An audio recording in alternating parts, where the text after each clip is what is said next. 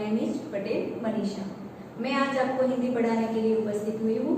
हिंदी में हमने पहले चैप्टर 1 और चैप्टर 2 की वीडियो पूर्ण की। अब हम जो आगे देखने जा रहे हैं उसके बारे में चर्चा करेंगे। आज मैं कुछ प्रश्नों से चर्चा शुरू करूंगी कि आप लोग न्यूज़ पत्र पढ़ते होंगे और उसमें ज़्यादातर कौन सी बातें आपको देखने को मिलती हैं। तो आप कई बार न्यूज़ खोलते हो तो उसमें देखते हो कि हर वक्त चोरी, डकैती, तरकारी, किसी ने लूटफाट की, किसी ने किसी को मार दिया, किसी ने इसके साथ फरेब किया, किसी ने धोखा किया। इस तरह के ही सारे न्यूज़पेपर भरे पड़े हुए होते हैं। तो कई बार न्यूज़पेपर पढ़ते हुए हमें ख्याल आता है कि हमारे भारत के अंदर सिर्फ ऐसे ही लोग रहते हैं। हमारा मन जो है वो चिंता से बैठ जाता है, निराश हो जाता है, सोचने लगता है कि हमारे आसपास हमारे देश में यही सब कुछ होता है, मानवता जैसी कोई चीज है या नहीं। तो हम इसके बारे में सोचते रहते हैं। लेकिन कई बार ऐसा होता है कि हमारे साथ कुछ अच्छे विचार वाले लोग होते हैं या हमारे साथ कुछ अच्छा अनुभव हुआ हो, तब हम ये सोचते हैं कि नहीं, हमारे देश में सभी लोग ऐसे नहीं हैं। यानी कई बार आप बाजार में गए होंगे तो आपके साथ ऐसा बर्ताव किसी ने किया होगा कि जहाँ पर आप जिस दुकान में पैसे लेकर कुछ चीजें खरीदने के लिए गए होंगे और वहाँ पर आपने जो पैसे दिए उसमें कुछ ज्यादा पैसे आपने दे दिए और उसके बारे में दुकानदार को जब पता चलता है तो दुकानदार अपनी ईमानदारी दिखाते हुए वो आपको पैसे वापस देता है। तो यहाँ पर पता चलता है कि उस दुकानदार के अंदर जो मानवता है वो है और वो सही मायने में मानवता की दृष्टि से अच्छा कार्य करता है। तो यहाँ पर उस वक्त जो न्यूज़पेपर में होता है हर वक्त कि चोरी, डकैती, किसने इसको लूट लिया, तो वो बात वहाँ पर गलत साबित होती है। यानी सभी लोग ऐसे नहीं होते। तो यहाँ पर हमारा चैप्टर जो 3 है वो उसके ही बारे में है कि क्या निराश हुआ जाए। यहाँ पर प्रश्न किया है लेखक ने कि इन सभी बातों से निराश होने की आवश्यकता है और उनके लेखक कौन है? हजारी प्रसाद द्विवेदी। और साहित्य प्रकार अगर पूछा जाए तो साहित्य प्रकार है निबंध। हजारी प्रसाद द्विवेदी का जन्म हुआ था 1907 में और उनका निधन हुआ था 1979 में। ओके, तो यहाँ पर उनका थोड़ा बहुत परिचय हम लेखक का देख लेते हैं। आपकी टेक्स्ट बुक में भी उनका परिचय दिया हुआ है। आचार्य हजारी प्रसाद द्विवेदी का जन्म बलिया जिले के दुबे का छपरा नामक गांव में हुआ था। पारिवारिक परंपरा अनुसार संस्कृत का अध्ययन शुरू करके उन्होंने हिंदू काशी विश्वविद्यालय में ज्योतिषाचार्य की परीक्षा उत्तीर्ण की थी। यानी उन्होंने संस्कृत का अध्ययन किया था और उसके बाद ज्योतिषाचार्य यानी जो हम ज्योतिष में अपना भविष्य दिखाने के लिए जाते थे उनमें उन्होंने निपुण किया था। तो यहाँ पर उन्होंने कौन कौन से साहित्य लिखे उसके बारे में जानकारी दी है और यहाँ पर जो उन्होंने निबंध लिखा है उसमें किसके बारे में बताया गया है वो भी उन्होंने लिखा है कि प्रस्तुत निबंध में द्विवेदी ने यह समस्या है कि तत्कालीन भारतीय समाज में व्याप्त अनाचार केवल बाहरी स्तर पर है। वास्तव में आज भी लोगों में मानवीय मूल्यों के प्रति आस्था कायम है। अपने जीवन में घटित कुछ घटनाओं के द्वारा बताया है कि हमें निराश नहीं होना चाहिए, अपितु हमें जीवन के प्रति आस्थावान बने रहना चाहिए। यानी यहाँ पर लेखक कहते हैं कि भारतीय समाज में व्याप्त जो अनाचार है वो बाहरी स्तर पर ही है, लेकिन मनुष्य के अंदर आज भी मानवीय मूल्य जो है वो जीवित है।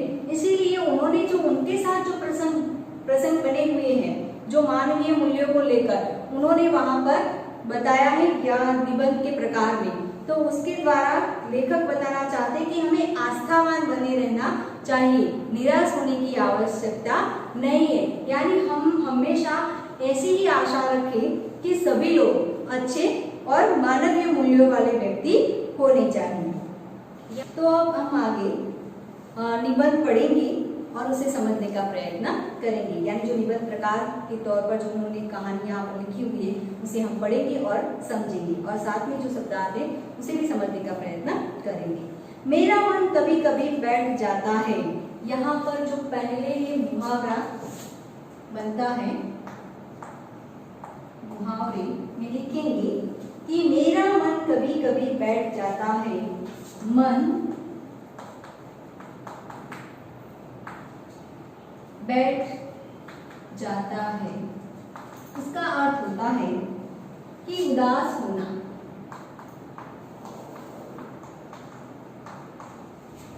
यहाँ पर लेखक कहते हैं कि कभी कभी मेरा मन बैठ जाता है, यानी मेरा मन जो है वो उदास हो जाता है। तो किस बात को लेकर लेखक का मन उदास होता है वो हम आगे देखेंगे। समाचार पत्र में ठगी, डकैती, चोरी, तस्करी और भ्रष्टाचार के समाचार भरे रहते हैं। तस्करी यानी चोरी।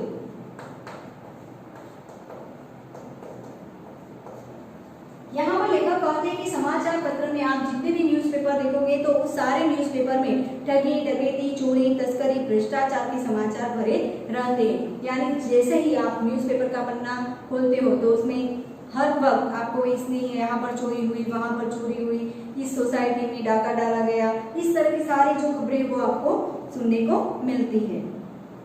आरोप प्रत्यारोप का कुछ ऐसा वातावरण बन गया है कि लगता है देश में कोई ईमानदार आदमी ही नहीं रह गया है। आरोप यानी जो आरोप लगाए थे सामने वाला व्यक्ति किसी पर आरोप, उसने कोई ऐसा कार्य नहीं किया होता हो फिर भी उस पर आरोप लगाया जाता है। और प्रत्यारोप का मतलब होता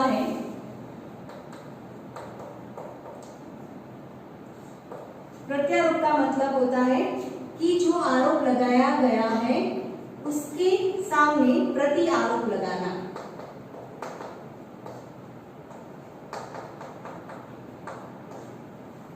यानी किसी व्यक्ति पर हमने आरोप लगाया है तो सामने वाला व्यक्ति अपना बचाव करते वक्त वो सामने वाले व्यक्ति को प्रति आरोप यानी उसके सामने आरोप लगाता है।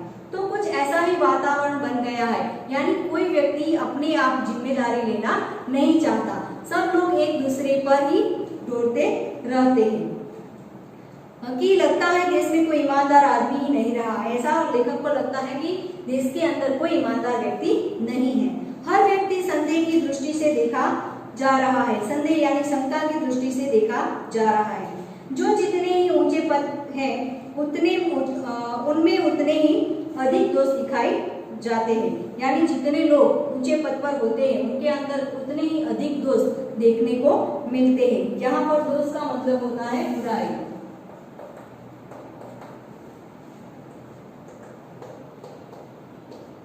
यानी उसके अंदर उतनी ही बुराइयां देखने को मिलती है। एक बहुत बड़े आदमी ने मुझसे एक बार कहा था कि इस समय सुखी वही है जो कुछ नहीं करता, जो कुछ भी करेगा उसमें लोग दोष खोजने लगेंगे, उसके सारे गुण भुला दिए जाएंगे और दोषों को बढ़ा चढ़ाकर दिखाया जाने लगेगा। दोष किसमें नहीं होते, यही कारण है कि हम आदमी दोषी अधिक दिखा रहे हैं, गुणी कम या बिल्कुल ही नहीं। स्थिति अगर ऐसी है तो निश्चय ही चिंता का विषय है।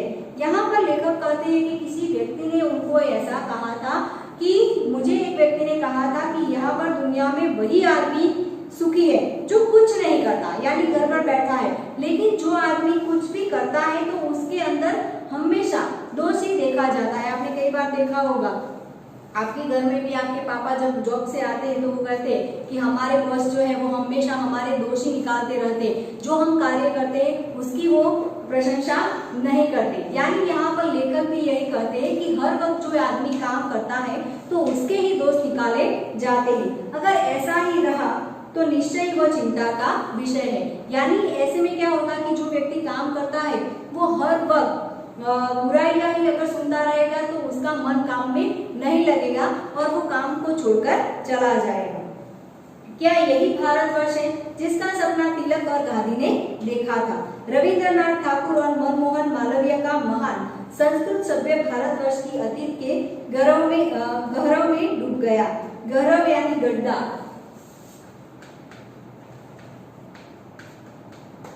गौरव का मतलब होता है गड्ढा। तो यहाँ पर कहते हैं कि यही भारतवर्ष यानी यही भारत देश है जिसका सपना तिलक और गांधी ने देखा था। यानी हम कहते हैं कि गांधी जी ने और जो तिलक ने सपना देखा था कि हमारा जो भारत देश है वो महान हो, यानी ऐसा उन्होंने देखा था। रविंद्रनाथ ठाकुर और मनमोहन मालवीय का महान संस्कृत सभ्य भारतवर्ष किसी अतीत के गह्वर में यानी किसी गड्ढे में डूब गया हो ऐसा लगता है। आर्य और द्रविड़, हिंदू और मुसलमान, यूरोपीय और भारतीय आदर्शों की मिलन भूमि महामानव समुद्र क्या सूखी गया है। यानी कहा जाता है कि हमारे देश की जो संस्कृति है, हिंदू, मुस्लिम, सिख, ईसाई, जो भी जितने भी जाति के लोग हैं, वह सब लोग एक होकर, एकजुट होकर हम अपनी भारत देश में रहते हैं। यानी मिलन भूमि, एक दूसरे की जो ज्ञाति की मिलन होती है वो भूमि यहाँ पर कहा जाता है। मिलन भूमि महामानव समुद्र क्या सूखी गया है। यानी जो अलग अलग जाति के लोग जो मिलकर रहते हैं वो महान मानव समुद्र, यानी महान मानव, जो मानवों का समुद्र है वो क्या सूखी गया है। मेरा मन कहता है ऐसा हो नहीं सकता, हमारे महान मनुष्यों के सपनों का भारत है और रहेगा। यानी लेखक मानने को तैयार नहीं है कि ऐसा हो सकता है। यहाँ पर मनुष्यों यानी जो ज्ञानी लोग हैं उनका ये सपनों का भारत है और रहेगा। यह सही है कि इन दिनों कुछ ऐसा माहौल बना है कि ईमानदारी से मेहनत करके जीविका चलाने वाले मिहिर और भोले भाले श्रमजीवी पीस रहे हैं। यानी लेखक कहते हैं कि कुछ दिनों से ऐसा माहौल बन गया है कि जो माहौल यानी वातावरण बन गया है कि ईमानदारी से मेहनत करके जीविका यानी जो रोजी रोटी मेहनत कर जो अपना घर चलाते हैं उनकी बात यहाँ पर की गई है। तो मिहिर यानी वो निराधार और भोले भाले श्रमजीवी पीस रहे, यानी हमारे देश के अंदर जो रोज रोटी कमाने के लिए रोज जो मेहनत करते हैं वह जो वर्ग है वो आज पीस रहा है। और जूट तथा फरेब का रोजगार करने वाले फल फूल रहे हैं। यहाँ पर फरेब यानी धोखा।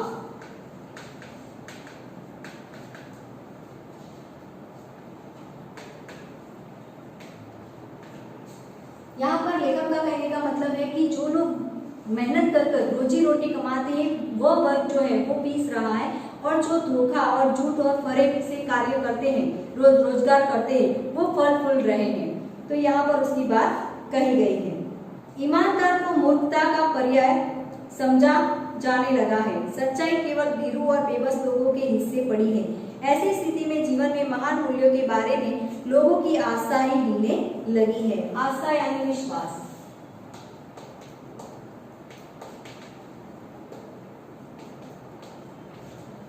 लेखक का कहना है कि ऐसा लगता है कि जो लोग सच्चाई का साथ देते हैं, ईमानदारी से काम करते हैं, उन लोगों को मूर्खता का पर्याय, जो पर्यायवाची शब्द होता है मूर्ख, वो मूर्खता का पर्यायवाची समझा जाता है। यानी उन लोगों जो मेहनत करते हैं उन लोगों को मूर्ख समझा जाता है, और जो लोग जो धोखे से पैसे कमाते हैं उनको सही समझा जाता है।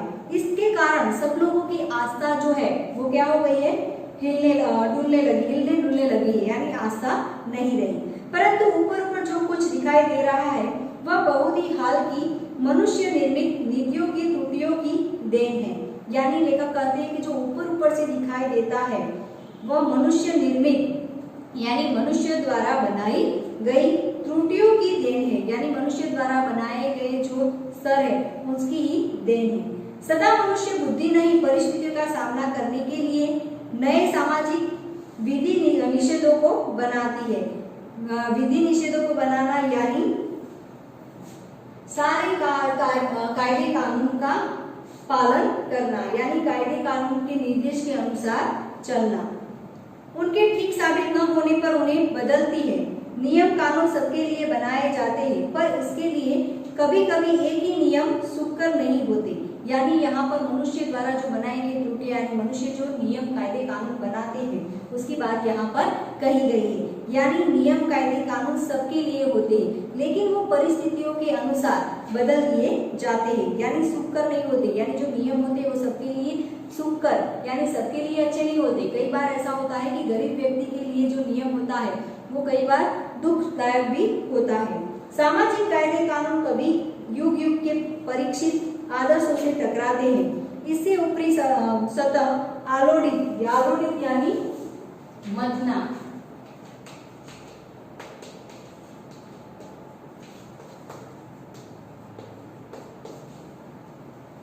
यहाँ पर कहा गया है कि इससे ऊपरी सतह आलोड़ित भी होती है। पहले भी हुआ है, आगे भी होगा। उसे देखकर हताश हो जाना ठीक नहीं है। हताश यानी निराशा। हताश यानी निराश हो जाना। तो यहाँ पर लेखक कहते हैं कि जो धर्म के कायदे कानून है और जो हमारे कायदे कानून बनाए गए हैं मनुष्य निर्मित, तो उन दोनों के बीच हमेशा टकराव होते रहते हैं, तो उससे हताश होने की कोई आवश्यकता नहीं है। भारतवर्ष ने कभी भी भौतिक वस्तुओं के संग्रह को बहुत अधिक महत्व नहीं दिया। यहाँ पर भारतवर्ष ने कभी भौतिक बाहरी जो सुख साइडी की है उसके संग्रह को बहुत अधिक महत्व नहीं दिया। उसकी दृष्टि से मनुष्य के भीतर जो महान आंतरिक तत्व स्थिर भाव से बैठा हुआ है वही चरम और परम है।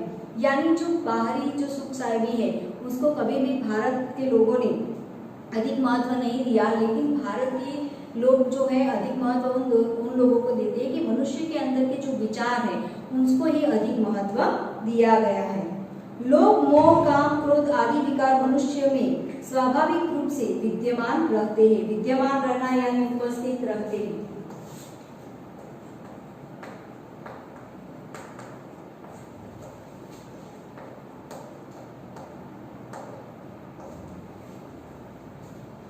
यानी मनुष्य के अंदर आपको पता है कि इन प्रकार के होते हैं जो लोभ, मोह, काम, क्रोध आदि विकार मनुष्य के स्वाभाविक रूप, यानी हर एक मनुष्य के अंदर ये सारे उनके स्वभाव में मिले हुए होते हैं। पर उन्हें प्रधान शक्ति मान लेना और अपने मन तथा बुद्धि को उन्हीं के इशारों पर छोड़ देना बहुत निष्ठुर आचरण है। यानी जो मनुष्य के अंदर जो स्वाभाविक जो विचार है काम, क्रोध, लोभ, मोह, यानी उसको अपने आप को उसके हवाले छोड़ देना वो एक निष्ठुर यानी नीच आचरण माना जाता है। उस जो हमारा स्वभाव है उस स्वभाव पर हमें अंकुश करना चाहिए। तो यहाँ पर हमने यहाँ तक जो चैप्टर 3 है वो यहाँ तक पढ़ा और इसे समझने का प्रयत्न किया, और आगे का जो चैप्टर है वो हम नेक्स्ट वीडियो में देखेंगे। Thank you very much.